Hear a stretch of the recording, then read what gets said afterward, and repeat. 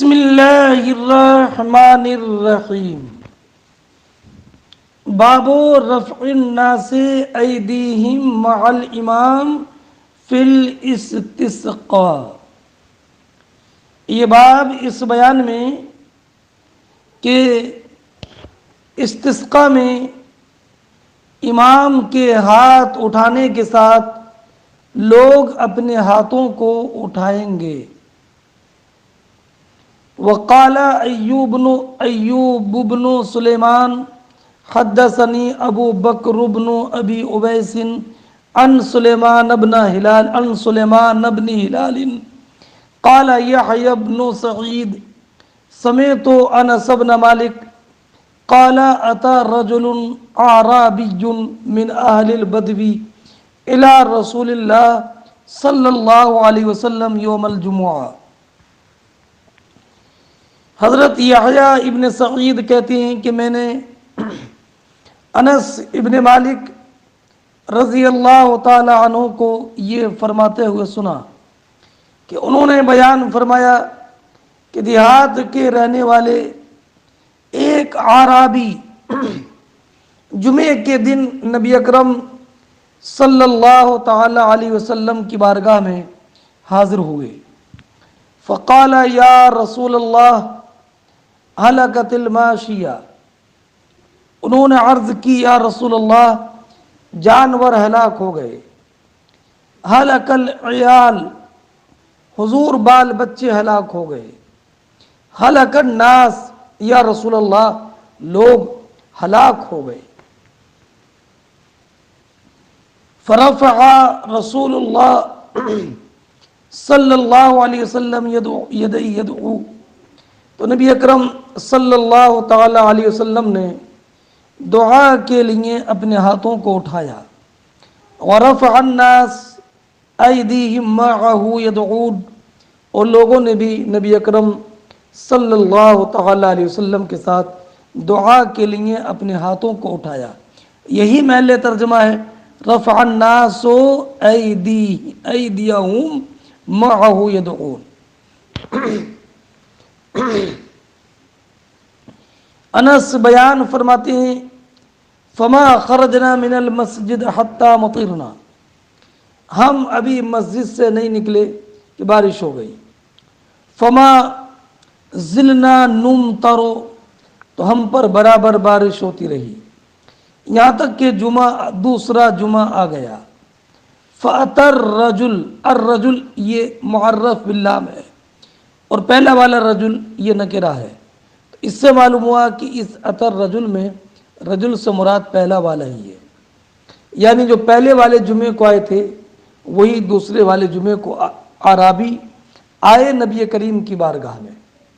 اب رہا یہ کہ حضرت انس ابن مالک رضی اللہ تعالی عنہ سے جب یہ معلوم کیا گیا تھا کہ دوسرے جمعے کو آنے والے پہلے والے صاحب تھے کہ دوسرے تھے، تو کہا ما ادری، تو اس کا جواب یہ کہ ہو سکتا ہے کہ پہلے بھول گئے ہوں اور بعد میں یاد آیا ہو، اور یہ اس کا برعکس پہلے یاد تھی اور بعد میں اس بات کو بھول گئے کہ آنے والے پہلے ہی تھے۔ یہاں پر متعین ہو گیا کہ انس ابن مالک نے بتا دیا کہ آنے والے پہلے والے ہی تھے۔ فاتى الرجل الى النبی صلی اللہ علیہ وسلم، تو آنے والے یہ صاحب نبی کریم علیہ السلام کی بارگاہ میں حاضر ہوئے۔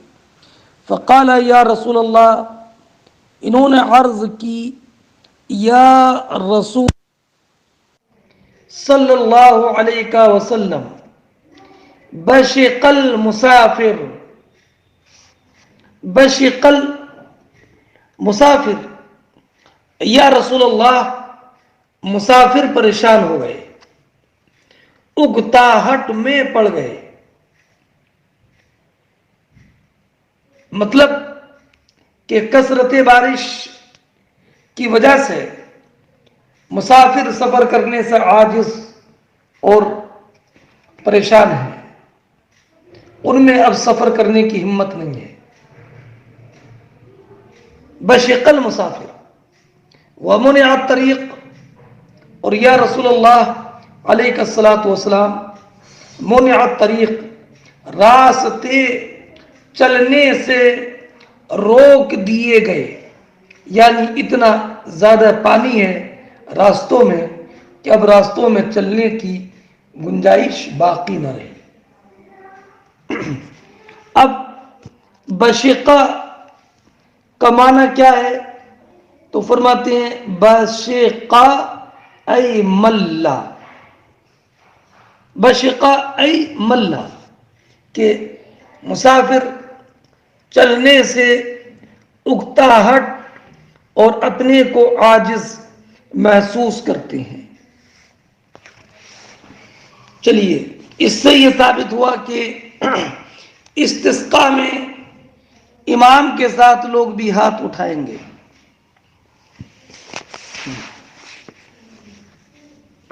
اب اس حدیث میں جو یہ فرمایا کہ بشقہ کا معنی جو ہے وہ کیا ہے؟ ملا، یہ تفسیر حضرت امام بخاری رضی اللہ تعالی عنہ نے فرمائی ہے کہ بشقہ کے معنی ملا ہے۔ اب اس حدیث سے ایک بات یہ معلوم ہوئی کہ استسقاء میں ہاتھ اٹھانا یہ مستحب ہے، اس لیے کہ یہ اللہ رب العزت کی طرف خشوع اور تضرع ہے۔ اور حدیث پاک ہے کہ نبی اکرم صلی اللہ تعالی علیہ وسلم نے ارشاد فرمایا، ان اللہ حی یستحیی اذا رفع العبد الیہ یدہ ان یردہما صفرا، کہ اللہ رب العزت حی ہے، اس بات سے حیا فرماتا ہے کہ اس کی طرف بندہ جب ہاتھ اٹھائے تو اسے خالی واپس کر دے، اس سے حیا فرماتا ہے۔ اور وقال الأویسی حدثنا محمد بن جعفر عن یحیی بن سعید وشریک سمع انسا عن النبی صلی اللہ علیہ وسلم۔ یہاں پر یحیی ابن سعید اور شریک ان دونوں سے روایت کی ہے جعفر نے، کہ ان دونوں نے حضرت انس کو نبی اکرم علیہ الصلوۃ والسلام کے بارے میں یہ بتاتے ہوئے سنا، انہ رفع یدہ حتی رأیت بیاض ابطیہ، کہ نبی اکرم علیہ الصلوۃ والسلام نے اپنے دونوں ہاتھوں کو دعا کے لیے اٹھایا، اتنا اٹھایا کہ ہم نے حضور کے بغل کی سفیدی دیکھ لی۔ اور یہ بات پہلے گزر گئی ہے کہ نبی اکرم علیہ الصلوۃ والسلام کی بغل کی سفیدی یہ نبی اکرم علیہ الصلوۃ والسلام کی خصوصیات سے ہے۔ باب رفع الامام یدہ فی الاستسقاء، یہ بات اس بیان میں کہ امام اپنے ہاتھ کو اٹھائے گا استسقاء میں۔ کیا مطلب یہ ہے کہ استسقاء جب بارش کی طلب کرے گا، بارش کے لیے دعا کرے گا، تو امام اپنے ہاتھوں کو اٹھائے گا تاکہ مقتدی بھی امام کی اتباع کریں ہاتھ اٹھانے میں، ہے نا؟ ہاں۔ حدثنا محمد بن بشار قال حدثنا يحيى وابن ابي عدي عن سعيد عن قتادة عن انس بن مالك قال كان النبي صلى الله عليه وسلم لا يرفع يديه في شيء من دعائه الا في الاستسقاء وانه يرفع حتى يرى بیاض ابطیہ۔ حضرت انس بن مالک رضی اللہ تعالیٰ عنہ بیان فرماتے ہیں کہ نبی اکرم صلی اللہ تعالی علیہ وسلم استسقاء کے علاوہ کسی دعا میں اپنے ہاتھ نہیں اٹھاتے تھے۔ استسقاء کے علاوہ کسی بھی دعا میں اپنے ہاتھوں کو نہیں اٹھاتے تھے، مطلب کہ جتنا اونچا ہاتھ آپ استسقاء میں اٹھاتے تھے اتنا اونچا ہاتھ آپ کسی اور دعا میں نہیں اٹھاتے تھے، یہ مطلب ہے۔ ورنہ ہاتھوں کا اٹھانا تو ہر ہر دعا میں ثابت ہے، مگر اتنا زیادہ اٹھانا کہ بغل کی سفیدی ظاہر ہو جائے، یہ استسقاء کے علاوہ کسی اور دعا میں نہیں تھا۔ وَإِنَّهُ يَرْفَعُ حَتَّى يُرَى بَيَاضُ إِبْطَيْهِ، نبی اکرم علیہ الصلوۃ والسلام اپنے ہاتھوں کو اٹھاتے یہاں تک کہ آپ کے بغل کی سفیدی دیکھ لی جاتی تھی۔ ہاں، اور یہ جو کہا انہوں نے، انس بن مالک نے، کہ میں نے اٹھاتے ہوئے نہیں دیکھا، تو یہ ان کے دیکھنے کی نفی ہے، ان کے دیکھنے کی نفی ہے۔ اور صحابہ کرام علیہم الرحمۃ والرضوان نے روایت کیا ہے دعا میں ہاتھوں کو اٹھانا۔ باب ما یقال اذا مطرت ای اذا مطرت السماء، یہ بات اس بارے میں کہ جب بارش ہو تو کیا کہا جائے۔ بارش ہو تو اب یہ ما یقالو میں یا تو ما موصولہ ہے تو مانا ہوگا باب الذی یقالو، یہ بات اس کے بیان میں جو کہا جائے گا بارش ہونے کے وقت میں، اور یہ ما موصوفہ ہے، یعنی بات اس شے کے بیان میں جو کہی جائے گی جب کہ بارش ہو، یا ما یہ استفہامیہ ہوگا تو معنی یہ ہوگا کہ کیا بارش جب ہو آسمان سے تو کیا پڑھا جائے اور کیا کہا جائے۔ اذا مطرت ضمیر کا مرد سما۔ چلیے اگلا دیکھیں، وقال ابن عباس کسیب المطر، چونکہ سیب کا لفظ ابھی آئے گا کہ سرکار جب بارش دیکھتے تو یہ پڑھتے اللہم سیبا نافعا سیبا، تو سیب کے معنی کیا ہے؟ قرآن کریم میں لفظ ہے او کسیب من السماء فیہ ظلمات ورعد وبرق۔ میں نے یہ پہلے بتا دیا کہ امام بخاری کی عادت کریمہ ہے کہ اگر حدیث کا کوئی لفظ قرآن میں ہو اور اس کا معنی متعارف اور مشہور بین الناس نہ ہو تو امام بخاری قرآن کے اس لفظ کی تفسیر بھی ذکر کر دیتے ہیں۔ او کا سیب من السماء، سیب کے معنی کیا ہے؟ تو فرماتے امام بخاری کہ حضرت عبداللہ بن عباس حبر امت نے فرمایا کہ سیب کا معنی بارش ہے۔ قال ابن عباس السیب، وہ سیب جو قرآن میں ہے، او کسیب من السماء میں کسیب میں جو سیب ہے اس سے مراد بارش ہے، بارش ہے۔ اور سیب سے مراد بارش ہے، یہ قتادہ، مجاہد، عطا اور ربیع ابن انس سے بھی مروی ہے۔ وقال غیرہ صابا اصابا یصوبو، وقال غیرہ میں آگا مرجع عبداللہ بن عباس، عبداللہ بن عباس کے غیر نے کہا صابا اصابا یصوبو، کیا بتانا ہے؟ اشارہ ادھر کرنا ہے کہ سیب کا مشتق من ہو اجوف واوی ہے، اجوف واوی یعنی اس کا مادہ صاد واو اور با ہے۔ صابا بولتے ہیں صابا یصوبو، اور باب افعال سے لے جاؤ گے تو بولیں گے اصابا یصیبو، اصابا یصیبو۔ ثلاثی مجرد سے صابا یصوبو آئے گا اور ثلاثی مزید سے باب افعال سے اصابا یصیبو۔ یصیبو اصل میں تھا یصویبو، یصویبو،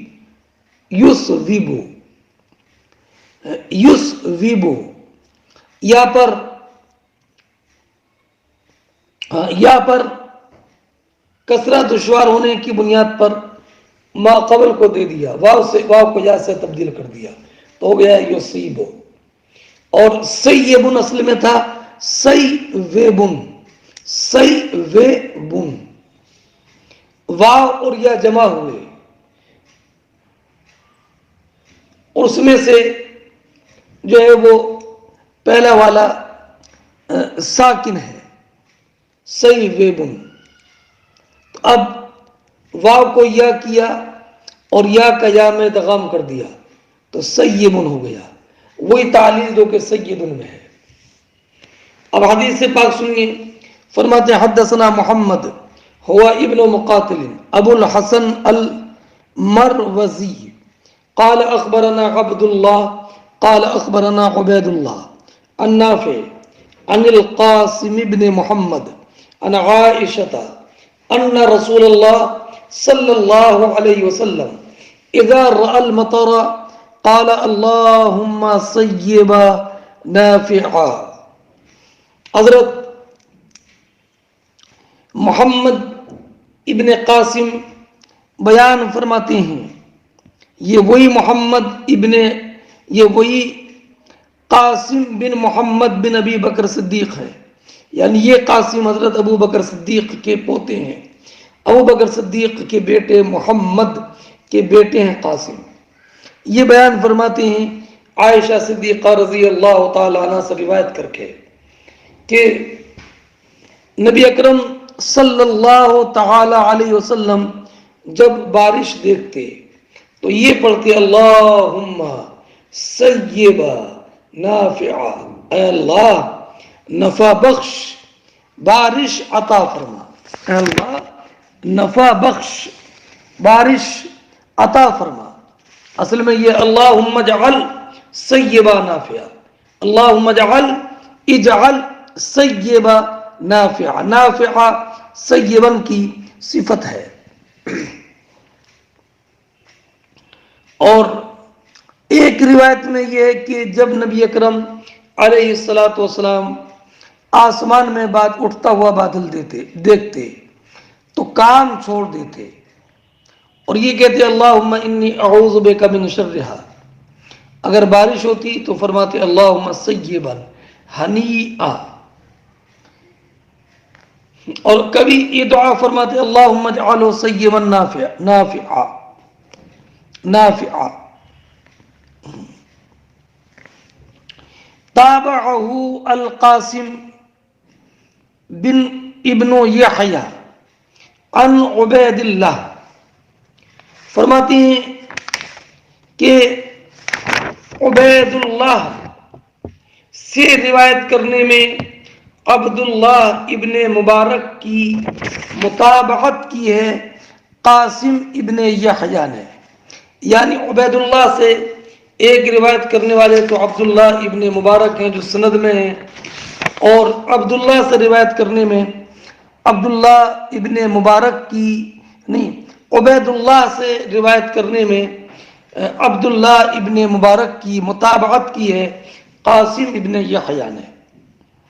وَرَوَاهُ الْأَوْزَاعِي وَعُقَيْلُ النَّافِعِ، اور نافع سے اس حدیث کی روایت کی ہے امام اوزاعی نے اور عقیل نے، یعنی نافع سے روایت کرنے والے ایک تو عبید اللہ ہیں، اور عبید اللہ کی طرح اس حدیث کی نافع سے روایت کی ہے امام اوزاعی نے اور امام اوزاعی نے اور عقیل نے، یعنی عقیل ابن خالد نے بھی نافع سے روایت کی ہے اور اوزاعی نے بھی اس کی روایت نافع سے کی ہے۔ تو گویا کہ نافع سے روایت کرنے والے ایک تو حضرت عبید اللہ ہیں جو سند میں مذکور ہیں، اور ایک امام اوزاعی ہیں اور امام عقیل ہے۔ اب پہلے فرمایا تابعہ القاسم، عبداللہ ابن مبارک کی مطابقت کی ہے عبید اللہ سے روایت کرنے میں قاسم ابن یحییٰ نے۔ وَرَوَاهُ الْأَوْزَاعِي، فرمایا یہ نہیں فرمایا وَتَابَعَهُ الْأَوْزَاعِي، عبید اللہ کی مطابقت کی ہے نافع سے روایت کرنے میں اوزاعی اور عقیل نے۔ تابعہ کا لفظ نہیں بولا، کیوں؟ اس لیے کہ روایت عام ہے، چاہے بطور مطابقت ہو یا نہ ہو، اور دوسری بات یہ ہے کہ انہوں نے جو نافع سے روایت کی ہے او امام اوزاعی نے اور عقیل نے، وہ عبید اللہ کے واسطے سے نہیں ہے، سمجھ گئے؟ وہ عبید اللہ کے واسطے سے نہیں ہے، برخلاف عبداللہ ابن مبارک کی جو روایت ہے وہ نافع سے ہے لیکن عبید اللہ کے واسطے سے ہے، اس لیے وَرَوَاهُ یہ الگ کہا۔ باب من تمطر فی المطر حتی یتحاضر علی لحیتہ، یہ بات اس انسان کے بیان میں جو بارش میں بھیگتا رہا یہاں تک کہ بارش کے قطرات اس کے ریش مبارک سے ٹپکنے لگے، ریش مبارک سے ٹپکنے لگے۔ حدیث پاک وہی ہے کہ جو آپ نے کئی مرتبہ پڑھی ہے، پہلا حدیث دیکھ لو، اس کے بعد میں مطابقت باب ذکر کرتا ہوں۔ حدثنا محمد بن مقاتل قال اخبرنا عبد الله قال اخبرنا الاوزاعي قال حدثنا اسحاق بن عبد الله ابن ابي طلحه الانصاري قال حدثني انس بن مالک، ہم سے حدیث بیان کی محمد ابن مقاتل نے، انہوں نے کہا کہ ہم سے حدیث بیان کی عبداللہ ابن عبداللہ نے، عبداللہ نے ہاں انہوں نے کہا کہ ہمیں خبر دی امام اوزاعی نے، انہوں نے کہا کہ ہم سے حدیث بیان کی اسحاق ابن عبداللہ ابن ابی طلحہ انصاری نے، انہوں نے کہا کہ مجھ سے حدیث بیان کی انس ابن مالک نے، قال انس ابن مالک نے کہا کہ اصابت الناس سنۃ علی عہد رسول اللہ، کہ نبی اکرم علیہ الصلوۃ والسلام کے زمانے میں قحط پڑ گیا، فبینا رسول اللہ، تو اسی درمیان کہ نبی کریم صلی اللہ تعالی علیہ وسلم منبر پر جمعے کے دن خطبہ دے رہے تھے، قام اعرابی، ایک اعرابی کھڑے ہوئے اور انہوں نے عرض کی یا رسول اللہ ہلک المال وجاع العیال، یا رسول اللہ مال ہلاک ہو گیا، بچے بھوکے ہو گئے، فادعوا اللہ لنا ان یسقینا، حضور اللہ رب العزت کی بارگاہ میں دعا کریں کہ اللہ ہم کو بارش سے سیراب کر دے۔ قال، تو راوی کہتے ہیں فرفع رسول اللہ صلی اللہ علیہ وسلم، تو نبی اکرم صلی اللہ تعالی علیہ وسلم نے اپنے ہاتھوں کو اٹھایا، وما فی السماء قزح، اور آسمان میں کوئی بادل نہیں تھا، فسارا سحاب امثال الجبال، پہاڑوں کی طرح بادل اٹھا، ثم لم ينزل عن منبره حتى رأيت المطر يتحاضر على لحيته، یہی محل ترجمہ ہے۔ فرماتے انس بن مالک پھر حضور اپنے منبر سے نہیں اترے یہاں تک کہ میں نے دیکھا کہ بارش کے قطرات حضور کی ریش مبارک سے ٹپک رہے ہیں۔ قال فمطرنا یومنا ذالک، اس دن بارش ہوئی، وفی الغد، اگلے دن بارش ہوئی، ومن بعد الغد، اگلے دن سے اگلے دن بارش ہوئی، والذی یلی، اور اس کے بعد جو دن ہے اس دن بارش ہوئی، دوسرے جمعے تک ہوتی رہی۔ فذالک، فقام ذالک العرابی اور رجل غیرہ، تو وہی عرابی یا ان کے علاوہ کوئی دوسرے صاحب کھڑے ہوئے اور عرض کیا یا رسول اللہ تہدم البناء، حضور عمارتیں ڈھہ گئی، گھر گر گئے، وغرق المال، اور حضور مال غرق ہو گیا، ڈوب گیا، اتنی کثرت کے ساتھ بارش ہوئی ہے، فادعوا اللہ لنا، یا رسول اللہ آپ ہمارے لیے دعا فرمائیں۔ فرفع رسول اللہ صلی اللہ علیہ وسلم یدہ، تو نبی اکرم صلی اللہ تعالی علیہ وسلم نے اپنے دونوں ہاتھوں کو اٹھایا اور یہ دعا کی اللہم حوالینا ولا علینا، قال فما جعل يشير بيده الى ناحية من السماء الا تفرجت. نبی اکرم علیہ الصلوۃ والسلام اپنے دست مبارک کا اشارہ جدھر کر دیتے ادھر بادل پھٹ جاتا. حتی صارت المدینۃ فی مثل الجوبہ، یہاں تک کہ مدینہ منورہ ایک گول، حتی صارت المدینۃ فی مثل الجوبہ، یہاں تک کہ مدینہ طیبہ ایک مثل گول دائرے کے بالکل اس کے سامنے فضا خالی ہو گئی. حتی سال الوادی وادی قنات شارن، یہاں تک کہ وادی قنات ایک مہینے تک بہی. فلم یجی احد من ناحیۃ الا حدث بالجود، تو آنے والا جس کنارے سے مدینہ طیبہ آیا اس نے بہت زیادہ بارش کی خبر دی. جود جو ہے بے فتح الجیم، جود مطر کثیر کے معنی میں ہے، بہت زیادہ بارش کی خبر دی. چلیے اگلا باب. تو اب یہاں پر کیا ہے کہ نبی کریم علیہ الصلوۃ والسلام بارش میں کھڑے رہے یہاں تک کہ نبی کریم علیہ الصلوۃ والسلام کے پیشانی مبارک پر بارش کے قطرات ڈھلک کر ریش مبارک سے گر رہے تھے. مگر امام بخاری نے فرمایا کہ بارش میں کھڑا ہونا نہیں ہے، یہ تو مسجد میں کھڑا ہونا ہے. اور بارش کی وجہ سے چھت ٹپکی اور ٹپکنے کی وجہ سے پانی بارش کا نبی کریم کے پیشانی مبارک پر آیا. باب اذا حبت الریح، یہ باب اس بارے میں کہ جب تیز ہوا چلے، اذا حبت الریح، تو اس کی جزا معذوف ہے، یعنی ما یصنع من قول او فعل، تو انسان کیا کرے جب تیز ہوا چلے تو وہ کیا کرے. اب رہا یہ باب تو چل رہا ہے استسقاء کا. استسقاء سے مراد بارش کا اترنا. تو ظاہر سی بات ہے کہ جب بارش آتی ہے تو ہوا چلتی ہے، بلکہ بسا اوقات ہوا ہی بادل کو چلاتی ہے. تو اکثر بارش کے ساتھ ہوا چلتی ہے، اس لیے امام بخاری رضی اللہ تعالیٰ عنہ نے استسقاء کے باب میں حبت الریح، ہوا چلنے کا بھی ذکر کیا ہے کہ ہوا چلے تو کیا کہے. فرماتے ہیں حدثنا سعید بن ابی مریم قال اخبرنا محمد بن جعفر قال اخبرني حمید انه سمع انسا يقول كانت الريح الشديدة اذا هبت عرف ذلك في وجه النبي صلی اللہ علیہ وسلم.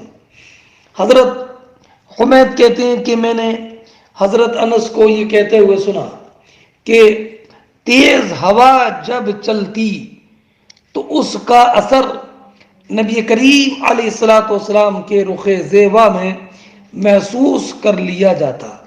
یعنی تیز ہوا چلتی تو نبی کریم علیہ الصلوۃ والسلام کے چہرے کا رنگ متغیر ہو جاتا اور علامت خوف کا ظہور ہو جاتا. ہاں، اور یہ خوف اس وجہ سے کہ کہیں ہوا میں کوئی عذاب تو نہیں جو میری امت پر مسلط کیا گیا ہو. نبی کریم علیہ الصلوۃ والسلام ہمیشہ اللہ رب العزت کی خشیت رکھتے تھے کہ کہیں عام لوگوں کے گناہ کی سزا ان کو اس طور پر نہ دی جائے.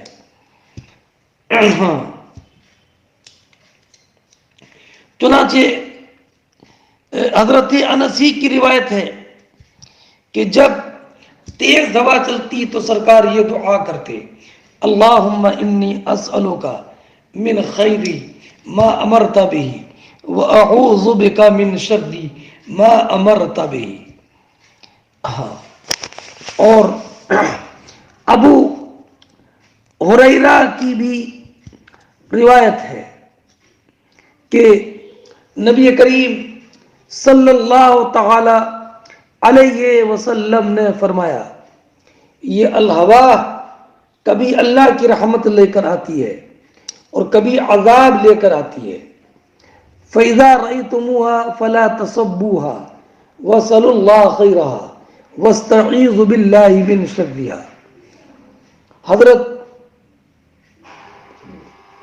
حضرت عائشہ صدیقہ رضی اللہ تعالی عنہا کی روایت میں بھی یہی ہے جو مسلم شریف میں ہے کہ وہ بیان فرماتی ہیں کہ سرکار جب تیز ہوا دیکھتے تو یہ دعا پڑھتے: اللہم انی اسألک خیرها وخیر ما فیها وخیر ما ارسلت به واعوذ بک من شرها وشر ما فیها وشر ما ارسلت به.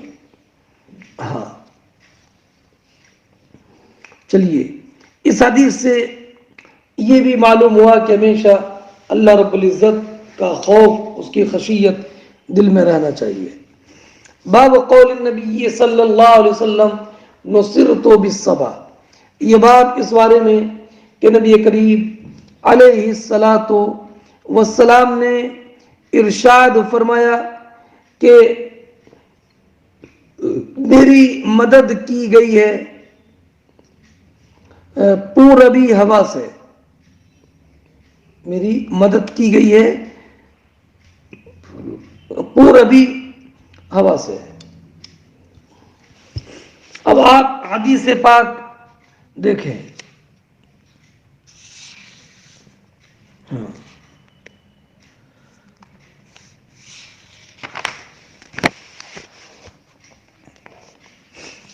حضرت حدثنا مسلم قال حدثنا شعبہ عن الحکم عن مجاہد عن ابن عباس ان النبی صلی اللہ علیہ وسلم قال نصرت بالصبا واہلکت عاد بالدبور.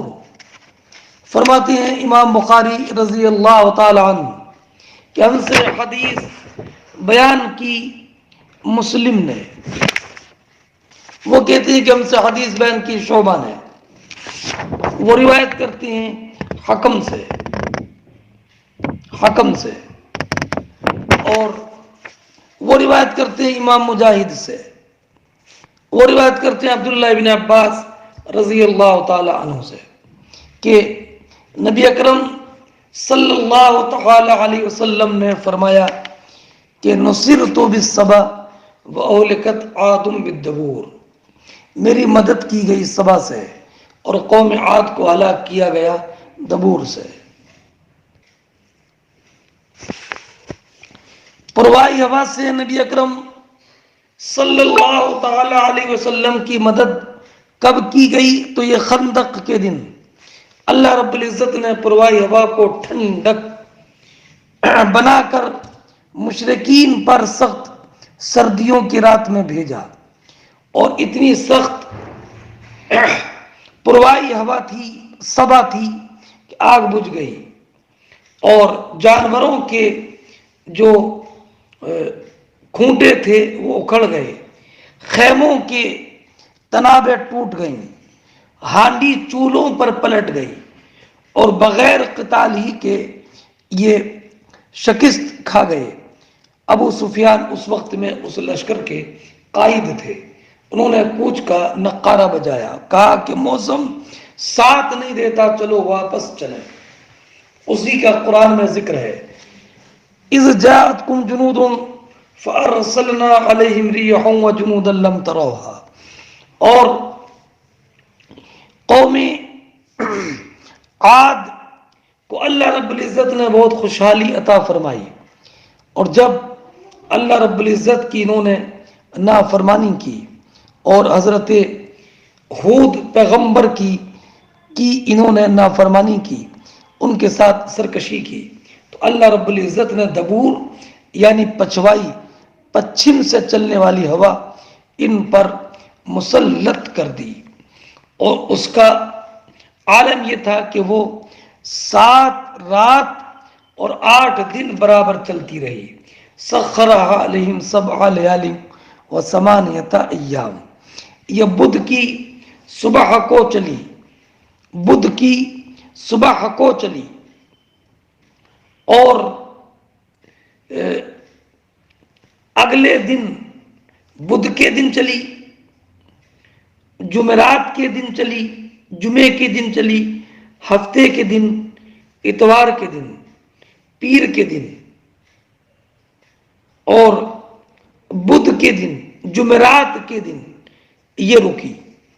تو 8 دن اور 7 رات مسلسل ان پر مسلط رہی۔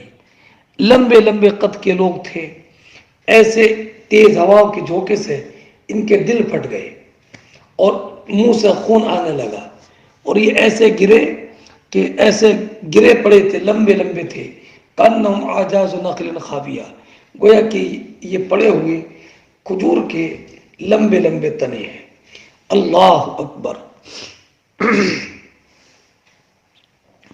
ہاں، اب جیسے ہی تیز آندھی چلی عذاب کی تو یہ اپنے گھروں میں داخل ہو گئے، دروازے بند کر لیے، اور جب ہوا گھروں میں داخل ہوئی، دروازے کھولے تو ان پر ریت اڑ اڑ کر کے ان کے گھروں میں، ان کے منہ میں، جسم میں بھر گیا ہے نا، اور اسی کے تحت، اسی کے نیچے یہ دب کر مر گئے۔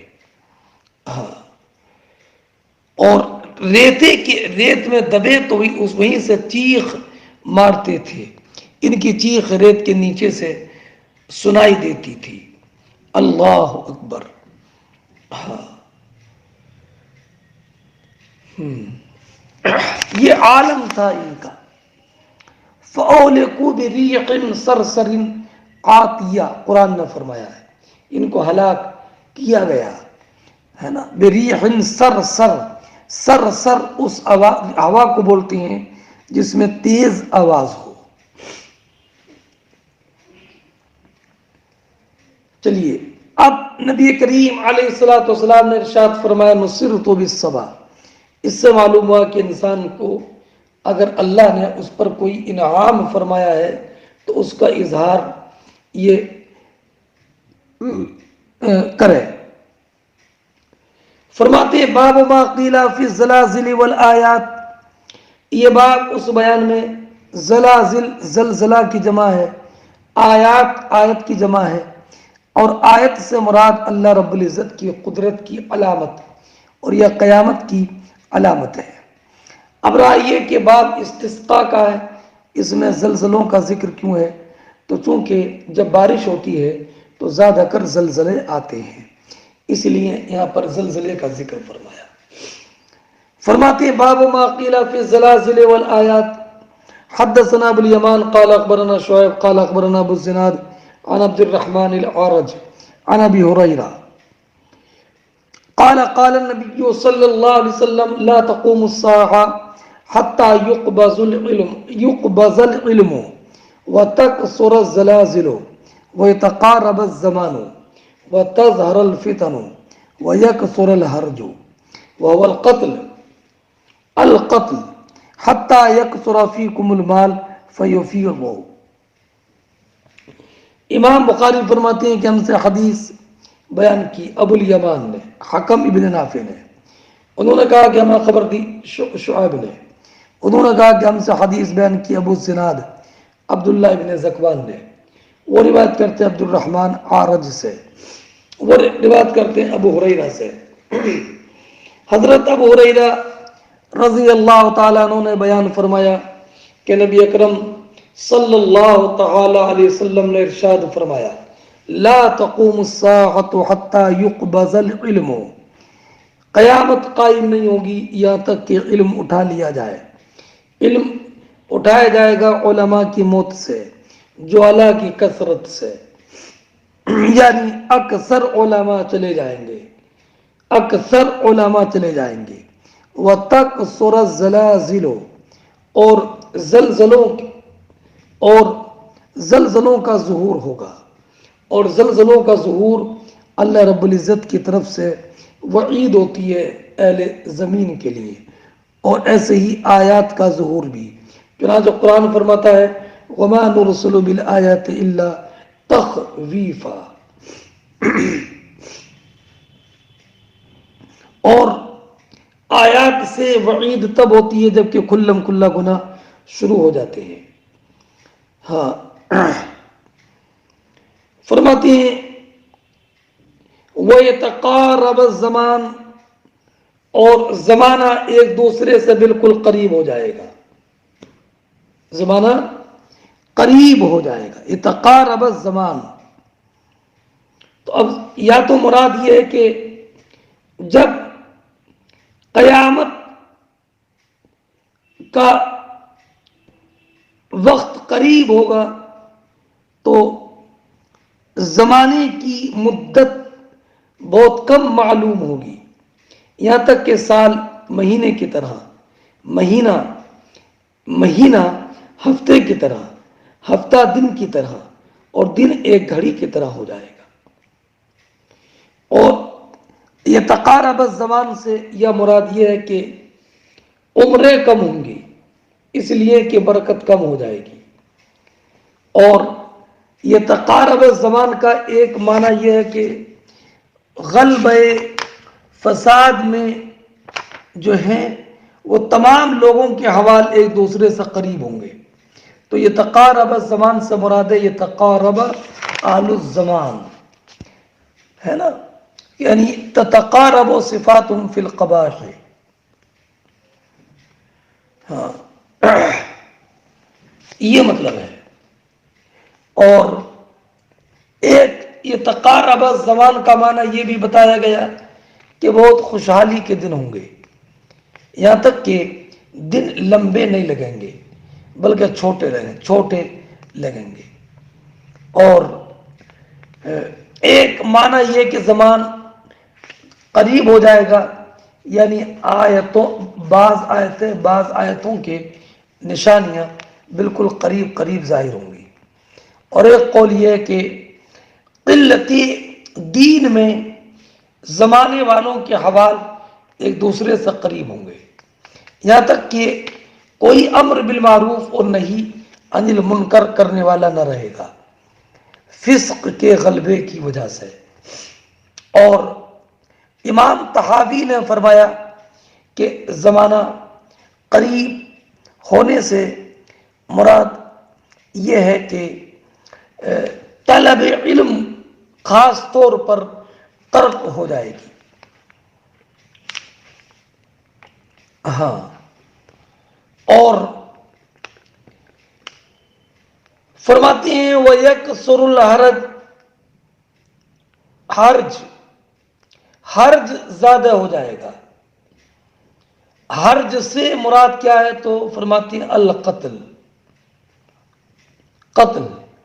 قتل و غارت گری بہت زیادہ بڑھ جائے گی، بہت زیادہ قتل و غارت گری بڑھ جائے گی. ہاں حتیٰ یک سورا وَيَكْثُرَ الْحَرْجُ وَالْقَتْلُ حَتَّى يَكْثُرَ فِيكُمُ الْمَالُ، یہاں تک کہ تم میں مال بہت زیادہ بڑھ جائے گا. مال بہت زیادہ بڑھ جائے گا اس لیے کہ لوگوں کی قلت ہو جائے گی، رغبتیں لوگوں کی کم ہوں گی. قیامت قریب ہے، اس علم کی وجہ سے لوگوں کی امیدیں کم ہو جائیں گی.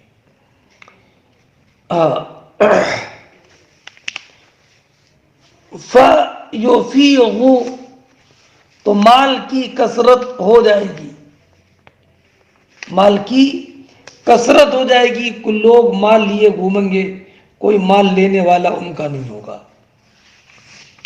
اللہ اکبر.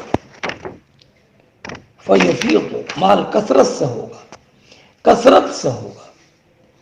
اگلی روایت ہے کہ حدثنا محمد بن المثنى قال حدثنا حسين بن الحسن قال حدثنا ابن عون عن نافع عن ابن عمر قال اللهم بارك لنا في شامنا وفي يمننا قالوا وفي نجدنا قال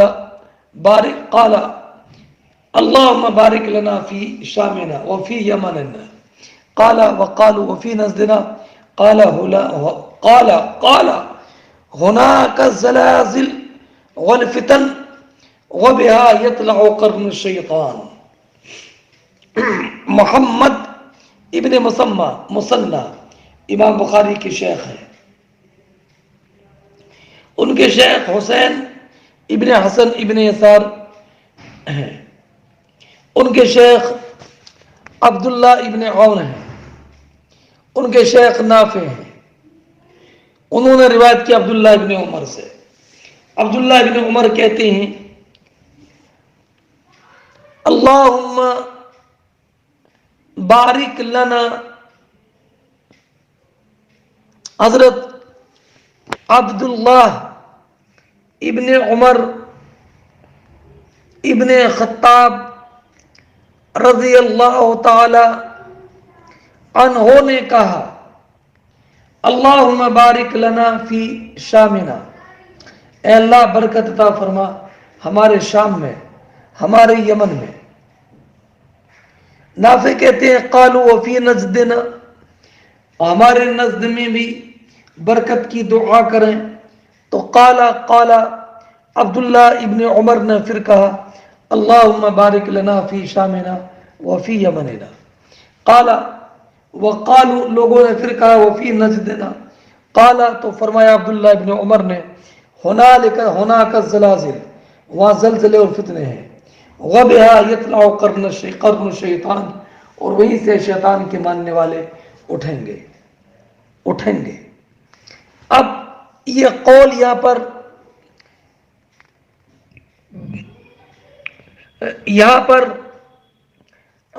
یہ لگتا ہے کہ یہ عبداللہ ابن عمر نے دعا کی تھی.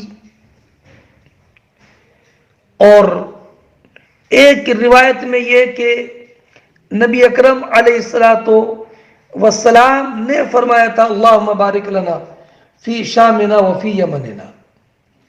چنانچہ ابن تین نے کہا کہ شیخ ابو الحسن نے کہا کہ اس سند سے یہ چھوٹ گیا، عبداللہ ابن عمر کی سند سے چھوٹ گیا عن النبی صلی اللہ علیہ وسلم، کہ حضور نے یہ دعا فرمائی تھی. حضور کیا کون سی دعا؟ اللہم بارک لنا فی شامنا وفی یمننا. اس لیے کہ شیطان کے متبعین کہاں سے اٹھیں گے یہ بات رائے سے معلوم نہیں ہو سکتی. اس لیے امام نصفی نے فرمایا کہ ابو عبداللہ نے کہا کہ یہ حدیث مرفوع ہے سرکار تک، مگر عبداللہ ابن عون نے اس کو موقوف کر دیا عبداللہ ابن عمر پر. بس سنا رہی ہے. اور فتن میں حضرت امام بخاری نے جب اس حدیث کی تخریج کی تو اس میں صراحتاً نبی اکرم صلی اللہ تعالی علیہ وسلم کا ذکر ہے کہ حضور نے فرمایا. تو اس سے مجھے یہ بتانا ہے کہ اس روایت میں اگرچہ عبداللہ ابن عمر کی دعا کرنے کا ذکر ہے مگر حقیقت میں یہ دعا نبی کریم نے کی ہے. عبداللہ ابن عمر کی اس سند میں عن النبی جی صلی اللہ علیہ وسلم چھوٹ گیا ہے. اور جو امام بخاری کے شیخ الشیخ کے شیخ ہیں عبداللہ ابن عون، انہوں نے یہ حدیث عبداللہ ابن عمر پر موقوف کر دی ہے، لیکن یہ موقوف نہیں ہے بلکہ یہ سرکار ہی کا ارشاد ہے. سرکار نے فرمایا کہ ہمارے یمن، ہمارے شام میں برکت عطا فرما. لوگوں نے عرض کیا حضور نجد کے لیے بھی دعا فرما دیں، تو حضور نے پھر وہی دعا کی شام اور یمن کے لیے. اور پھر نجد کے بارے میں فرمایا وہاں پر تو زلزلے ہیں، وہاں پر تو زلزلے ہیں اور شیطان کے متبعین وہیں سے اٹھیں گے، وہیں سے اٹھیں گے. اس لیے حضور نے وہاں برکت کی دعا نہیں فرمائی چونکہ وہاں پر غلبہ شیطان ہوگا اور شیطان کے متبعین وہیں سے اٹھیں گے. چنانچہ آپ دیکھتے ہیں کہ یہ جو نجدی وہابی ہیں ان سب کی اصل نجد سے ہے. باب قول اللہ تعالی وَتَجْعَلُونَ رِزْقَكُمْ أَنَّكُمْ تُكَذِّبُونَ. اب استسقاء کے بیان میں یہ آیت کریمہ اس کی تفسیر ذکر فرماتے ہیں وَتَجْعَلُونَ رِزْقَكُمْ أَنَّكُمْ تُكَذِّبُونَ۔ رزق کے معنی یہاں پر شکر لو۔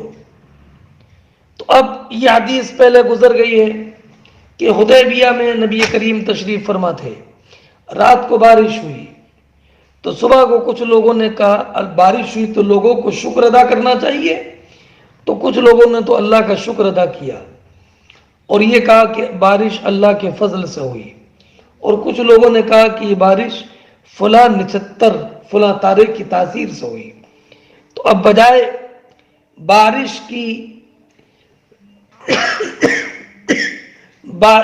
کی وجہ سے بجائے شکر ادا کرنے کے تکذیب کرنے لگے اور یہ کہنے لگے کہ یہ بارش تو فلاں نچھتر اور تاریخ کی تاثیر سے ہے۔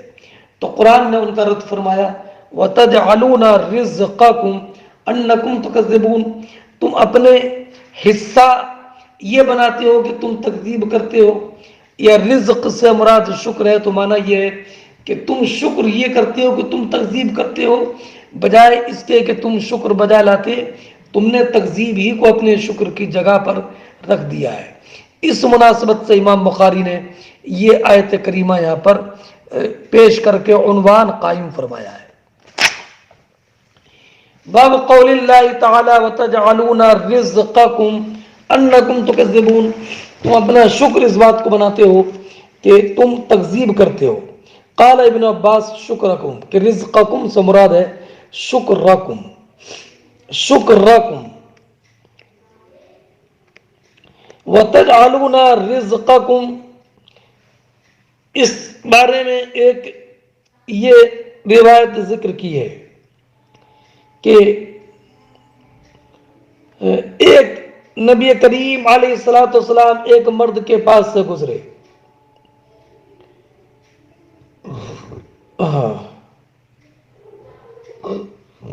اور ایک انسان اپنے پیالے سے پانی لے رہا تھا، اور یہ پانی اس مشکیزے سے لے رہا تھا جو مشکیزہ بارش کے پانی سے بھرا ہوا تھا، اور یہ کہہ رہا تھا سقینا بنوء کذا، ہم کو تو فلاں نچھتر سے یہ پانی مل گیا، حالانکہ بارش کا پانی تھا، کہنا چاہیے تھا اللہ کے فضل سے ملا۔ تو یہ آیت کریمہ نازل ہوئی وَتَجْعَلُونَ رِزْقَكُمْ أَنَّكُمْ تُكَذِّبُونَ، اور تم اپنی بارش کے شکر کو یہ بناتے ہو کہ تم اس کی تکذیب کرتے ہو، بجائے شکر ادا کرنے کے تم تکذیب پر لگ جاتے ہو۔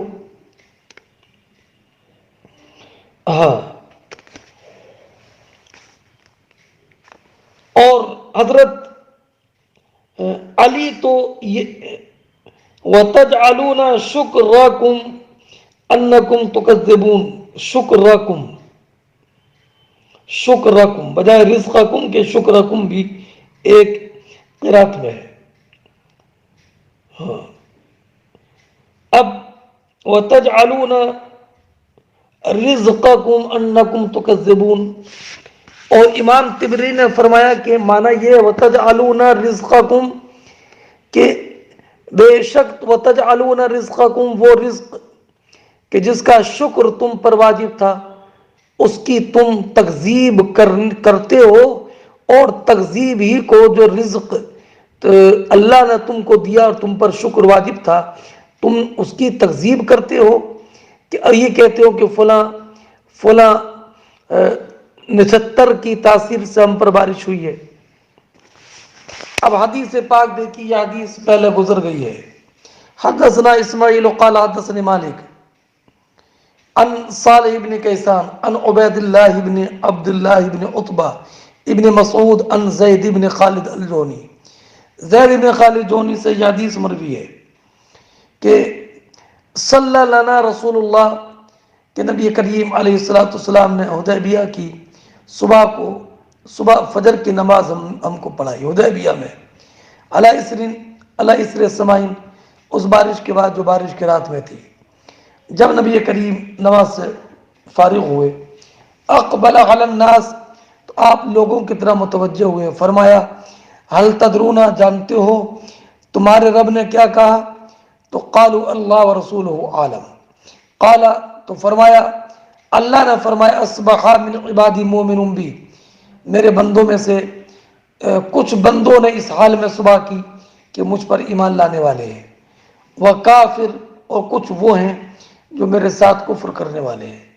تو جنہوں نے یہ کہا مطرنا بفضل اللہ ورحمتہ، کہ ہم پر بارش اللہ کے فضل اور اس کی رحمت سے ہوئی ہے، تو وہ مومن بھی مجھ پر ایمان لانے والا ہے، اور تاروں کی تاثیر کے ساتھ کفر کرنے والا ہے، انکار کرنے والا ہے۔ اور جس نے یہ کہا مطرنا بنوء کذا، ہمیں تو فلاں نچھتر کی وجہ سے ہم پر بارش ہوئی ہے، تو وہ تاروں پر ایمان لانے والا ہے، کافرun بھی میرے ساتھ کفر کرنے والا ہے۔ تو اس سے یہ معلوم ہوا کہ جو لوگ یہ گمان کرتے ہیں کہ تارے ان پر بارش برساتے ہیں، ان کو رزق دیتے ہیں، یہی ان کی تکذیب ہے۔ تو اللہ رب العزت جل جلالہ نے وہ بارش، کہ جس بارش کو اپنے بندوں کے لیے حیات اور اپنے شہر اور اپنے بندوں کی آبادیوں کے لیے حیات بنایا ہے، ان کی نسبت نچھتر کی طرف کرنے سے منع فرمایا، اور انہیں حکم دیا کہ یہ بارش کی نسبت بھی اللہ رب العزت کی طرف کرے، اس لیے کہ یہ بارش بھی اللہ کا انعام ہے۔ چلیے، باب لا یدری متی یجیء المطر الا اللہ، یہ باب اس بارے میں کہ کوئی انسان نہیں جانتا کہ بارش کب آئے گی سوائے اللہ رب العزت جل جلالہ کے، کوئی نہیں جانتا کہ بارش کب ہوگی، یہ اللہ رب العزت کی قضا سے ہے، اور اس میں بارش ہونے میں تاروں کی کوئی تاثیر نہیں ہے، اور اللہ رب العزت جل جلالہ اپنے فضل سے جب چاہتا ہے تو بارش نازل فرما دیتا ہے۔ اس میں رد ہے ان لوگوں کا جو یہ کہتے تھے کہ تارے مؤثر ہیں بارش میں، ان کا رد ہے، اور بتایا کہ بارش ہونے میں تاروں کے تاثر کو کوئی دخل نہیں ہے۔ وقال ابو ہریرہ عن النبی صلی اللہ علیہ وسلم خمس لا یعلمہن الا اللہ، یہ حدیث ایک لمبی حدیث کا ٹکڑا ہے۔ حضرت ابو ہریرہ فرماتے ہیں کہ نبی اکرم صلی اللہ تعالی علیہ وسلم نے ارشاد فرمایا، 5 چیزیں وہ ہیں لا یعلمہن الا اللہ، ان کو کوئی نہیں جانتا سوائے اللہ کے۔ یہاں پر 2 جملے ہیں، ایک اثباتی ہے، ایک نفی ہے۔ کوئی نہیں جانتا یہ سلب ہے، اللہ جانتا ہے یہ اثبات ہے۔ تو اثبات اللہ کے لیے جس علم کا ہے، غیر سے اسی علم کی نفی ہوگی۔ تو اللہ رب العزت کا علم ذاتی ہے، ذاتی ہے، عطائی نہیں ہے۔ تو عطائی کا اثبات اللہ کے لیے ہے، معاذ اللہ، عطائی کا نہیں، عطائی کی نفی ہے غیر اللہ سے۔ اللہ رب العزت کے لیے علم ذاتی کا اثبات ہے، تو اب اللہ کے سوا اوروں سے علم ذاتی کی نفی ہوگی۔ یہ تو ایک موٹی بات ہو گئی نا، کہ جو علم اللہ رب العزت کے لیے ثابت کیا گیا ہے، اسی کا حصر اللہ رب العزت کے لیے ہے، تو اسی علم کی نفی تو اللہ رب العزت کے غیر سے ہوگی، اور اللہ رب العزت کے لیے جو علم ثابت ہے وہ ذاتی ہے، ذاتی، تو نفی بھی کس کی ہوگی؟ علم ذاتی کی غیر اللہ سے۔ تو معنی یہ ہوگا کہ ان 5 چیزوں کا علم ذاتی اللہ رب العزت کے سوا کسی اور کو نہیں ہے۔ اب رہا یہ شائبہ کہ علم ذاتی تو کسی بھی چیز کا کسی کو نہیں ہوتا ہے، تو 5 کی تخصیص کیوں کی ہے؟ تو اس کی وجہ یہ ہے کہ چونکہ اہل عرب ان 5 چیزوں کا علم ذاتی مشرکین مانتے تھے نجومی اور کاہنوں کے لیے، اس لیے خاص طور پر ان 5 کا ذکر ہے۔ اور وہ 5 کون سی؟ تو اس کا ذکر قرآن کریم کی آیت مبارکہ میں ہے، جو کہ سورہ لقمان کی آخری آیت ہے۔ ان اللہ عنده علم الساعہ، بے شک اللہ کے پاس یہ قیامت کا علم ایک، وَيُنَزِّلُ الْغَيْثَ، وہی بارش نازل فرماتا ہے، 2، وَيَعْلَمُ مَا فِي الْأَرْحَامِ، اور وہی جانتا ہے جو رحموں میں ہے، 3۔ اچھا، وَمَا تَدْرِي نَفْسٌ مَاذَا تَكْسِبُ غَدًا، اور کوئی جان نہیں جانتی کل کون کیا کمائے گا، 4، وَمَا تَدْرِي نَفْسٌ بِأَيِّ أَرْضٍ تَمُوتُ، اور کوئی نہیں جانتا کون کہاں مرے گا۔ تو یہ 5 ہو گئے، قیامت کا علم، بارش کب ہوگی، اور رحم میں کیا ہے، بچے دانی میں کیا ہے، لڑکا کہ لڑکی، کل کیا کمائے گا، اور کس زمین پر مرے گا۔ فرماتے ہیں یہ 5 چیزوں کا ذکر اس قرآن کی آیت میں ہے، اور فرماتے ہیں سرکار کہ یہ مفتاح الغیب ہے، غیب کی چابیاں ہیں۔ ان 5 چیزوں کا علم ذاتی اللہ رب العزت جل جلالہ کے سوا کسی کو نہیں ہے۔ رہا علم عطائی، تو وہ اللہ رب العزت جل جلالہ نے اپنے محبوب کو عطا فرمایا۔ چنانچہ یہ لکھا ہے کہ نبی کریم علیہ الصلوۃ والسلام کے دنیا سے جانے سے پہلے اللہ رب العزت نے ان 5 چیزوں کا علم اپنے پیارے حبیب علیہ الصلوۃ والسلام کو عطا فرمایا۔ اور کیوں عطا نہ فرمائے، حصر تو علم ذاتی کا ہے، اور سرکار کے لیے جو علم ہے وہ علم عطائی ہے، اور دونوں علموں میں زمین و آسمان کا فرق ہے۔ اعلیٰ حضرت امام اہل سنت رضی اللہ تعالیٰ عنہ نے بہت تفصیل کے ساتھ بیان فرمایا کہ سارے نبی کریم علیہ الصلوۃ والسلام کے علم کو خدا رب قدیر کے علم سے وہ نسبت بھی نہیں ہے جو ایک قطرے کو سمندر سے ہوتی ہے، اور تمام اولین و آخرین سب کے علم کو سرکار کے علم سے وہ نسبت بھی نہیں ہے جو ایک قطرے کو سمندر سے ہوتی ہے۔ اللہ اکبر۔ سرکار کا علم عطائی ہے، اللہ رب العزت کا علم ذاتی ہے۔ سرکار کا علم حادث ہے، اللہ کا علم قدیم ہے۔ سرکار کا علم متناہی ہے، اللہ رب العزت کا علم غیر متناہی ہے۔ اور سرکار کا علم مخلوق ہے، اللہ رب العزت کا علم اس کی صفت ہے، وہ غیر مخلوق ہے۔ ان بنیادی فرقوں کے باوجود یہ کہنا کہ سنی سرکار کے علم کو اللہ رب العزت کے علم سے ملا دیتے ہیں، معاذ اللہ رب العالمین، یہ صریح بہتان ہے۔ ہم تو سرکار کو عالم ما کان وما یکون مانتے ہیں کہ ابتدائے آفرینش سے لے کر قیامت کے آنے تک جو کچھ ہوا ہونے والا ہے وہ سب اللہ رب العزت نے اپنے پیارے حبیب کو ان سب کا علم عطا فرمایا۔ لیکن اس علم کی اتنی وسعت کے باوجود سرکار کا علم اللہ رب العزت کے مقابل وہ نسبت بھی نہیں رکھتا جو نسبت ایک قطرے کو سمندر سے ہوتی ہے۔ اب رہا ان 5 چیزوں کا ذکر کیوں کیا، تو میں نے بتا دیا کہ چونکہ اہل عرب کے مشرکین ان 5 چیزوں کا علم نجومی اور کاہنوں کو مانتے تھے، اس لیے ان 5 چیزوں کے بارے میں بتایا کہ ان کا علم کاہنوں نجومیوں کو نہیں ہے، صرف اللہ رب العزت کو ہے، صرف اللہ رب العزت ہی کو ہے۔ فرماتے ہیں حدثنا محمد بن یوسف قال حدثنا سفیان عن عبد اللہ بن دینار عن ابن عمر قال، عبداللہ بن عمر کہتے ہیں کہ نبی کریم علیہ الصلوۃ والسلام نے ارشاد فرمایا، غیب کی چابیاں 5 ہیں، لا یعلمها الا اللہ، ان کو نہیں جانتا ہے مگر اللہ۔ تو یعنی جو علم اللہ کا ہے ان 5 چیزوں کے بارے میں وہ علم کسی اور کا نہیں ہے، تو اللہ کا علم عطائی ہے، آپ نے پڑھا ہے۔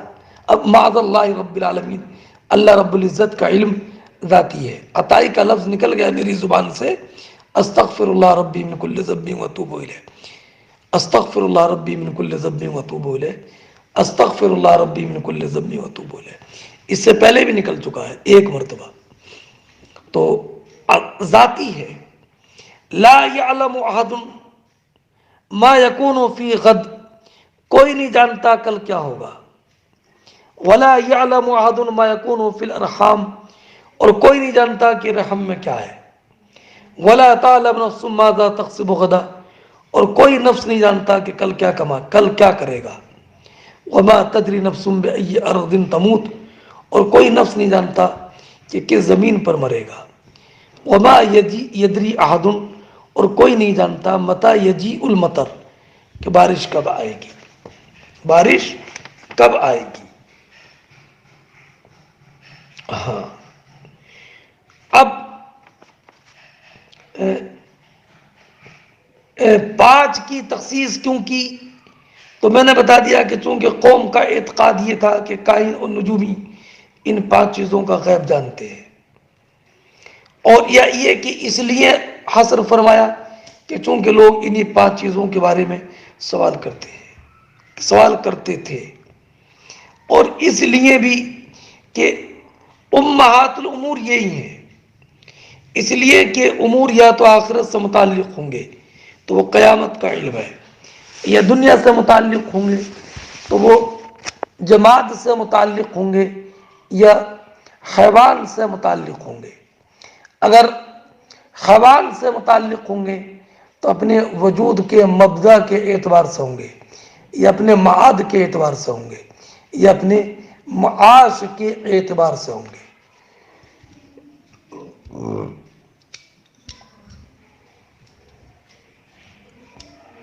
ہاں اب رہا یہ معاملہ کہ قرآن کریم کی آیت کریمہ کا طرز دیکھو. ان اللہ عنده علم الساعہ، یہ فرمایا، اور سرکار نے اس حدیث میں فرمایا لا يعلم احد ما يكون في غد، احد کا لفظ ہے، ولا يعلم احد ما يكون في الارحام، یہاں بھی احد کا لفظ ہے. وما يدري احد متى يجيء المطر، یہاں بھی احد کا لفظ ہے، اور 2 جگہ پر نفس کا لفظ ہے. ولا تعلم نفس ماذا تکسب غدا وما تدری نفس بأي ارض تموت. تو وجہ یہ ہے کہ چونکہ نفس ہی کاسب ہے، نفس ہی، تو جہاں پر نفس ولا تعلم نفس ماذا تکسب غدا، نفس ہی کاسب تھا اس لیے نفس کا ذکر کیا ہے. وما تدری نفس بأي ارض تموت، چونکہ مرنے والا نفس ہے اس لیے یہاں پر نفس کا ذکر کیا ہے، احد کا ذکر نہیں کیا ہے. تو اگر یہ کہا جاتا کہ کوئی نہیں جانتا کیا کمائے گا، کوئی نہیں جانتا کہ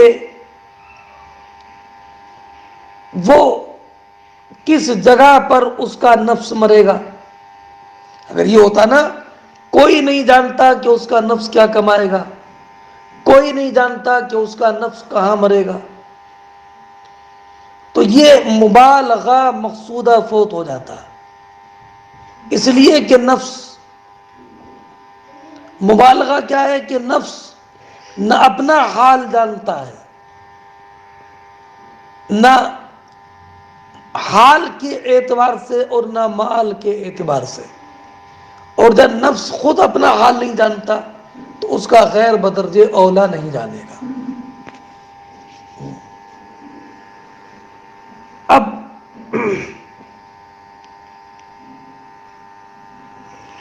ایک ہے علم اور ایک ہے درایت. درایت خاص ہے، علم عام ہے، اس لیے کہ درایت جو ہے وہ حیلہ کر کے جاننے کو بھی کہتے ہیں درایت. تو لا تدری نفس ماذا تکسب غدا فرمایا یہ بتانے کے لیے کہ کوئی نفس نہیں جانتا کیا کمائے گا اور کس زمین پر مرے گا، کوئی نفس جانتا ہی نہیں ہے، اگر چاہیے اس کے جاننے کے حیلے کرے۔ اب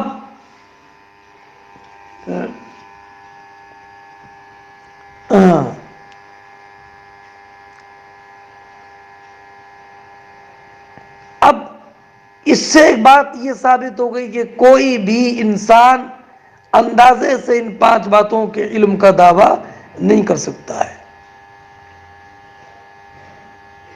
اور اگر کوئی انسان اس بات کا دعویٰ کرے کہ میں ان چیزوں کا علم رکھتا ہوں اللہ رب العزت اور اس کے رسول کی عطا کے بغیر، تو وہ قرآن کریم کے ساتھ کفر کرنے والا ہے۔